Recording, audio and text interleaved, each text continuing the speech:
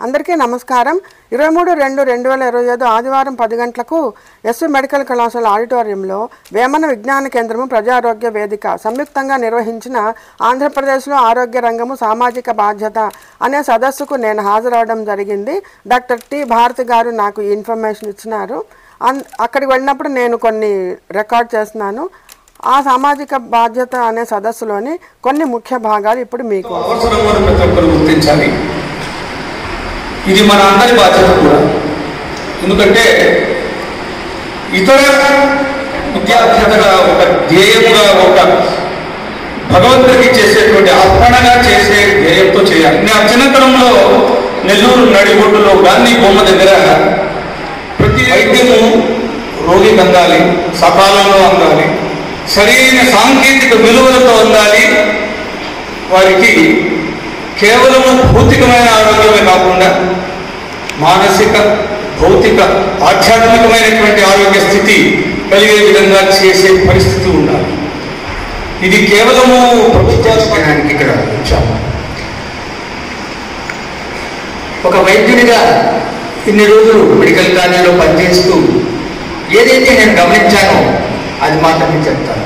నా ఉద్దేశంలో వైద్యం అనేది పూర్తిగా సామాజిక బాధ్యత అవుతుంది. వైద్యులు అనేవాళ్ళు రోగం వచ్చిన వారికి వైద్యం చేయగలరు, కానీ వ్యాధులే రాకుండా చూసుకోవాలంటే ప్రజలు తమంతట తాము తెలుసుకొని ఎప్పుడైతే బాధ్యతాయుతంగా ప్రవర్తిస్తున్నారో అప్పుడు మాత్రమే ఆరోగ్య రంగం వర్ధిల్లుతుంది. వైద్యం కాస్ట్లీ అంటారు. ఏ సమాజంలో అయినా ఎప్పుడైనా వైద్యం కొన్ని విషయాల్లో ఖరీదుగానే ఉంటుంది.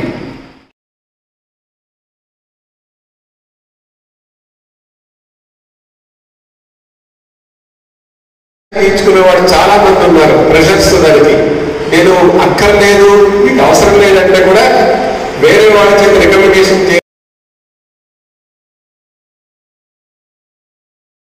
మాటలు. అలాగే సమాజం సమాజం సమాజం బాధ్యత అనే మాట మనం తరచుగా ఉంటున్నాం. సమాజం అంటే ఎవరు?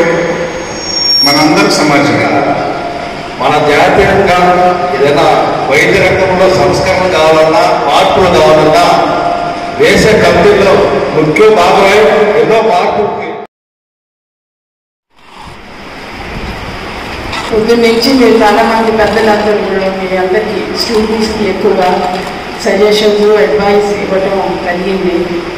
మీరు బాగా అర్థం చేసుకున్నారని నేను నమ్ముతున్నాను.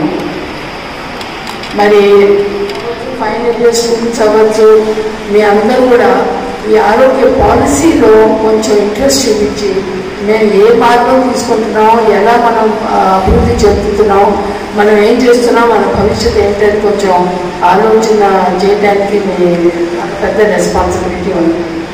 సో ఇప్పుడు ఫస్ట్ స్లైడ్ నేను తొందరగా చెప్పేస్తాను. You must understand the context.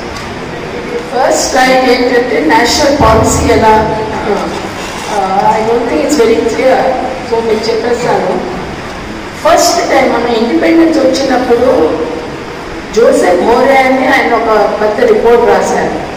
దాంట్లో ఒక సెంటెన్స్ రాశారు విచ్ స్టిల్ మనం ఇంకా ఆస్పిరేషన్ని మనం పొందాలని మనం ఇంకా కూడా మనం తాపత్రయపడుతున్నాం. దాంట్లో ఏం చెప్పారంటే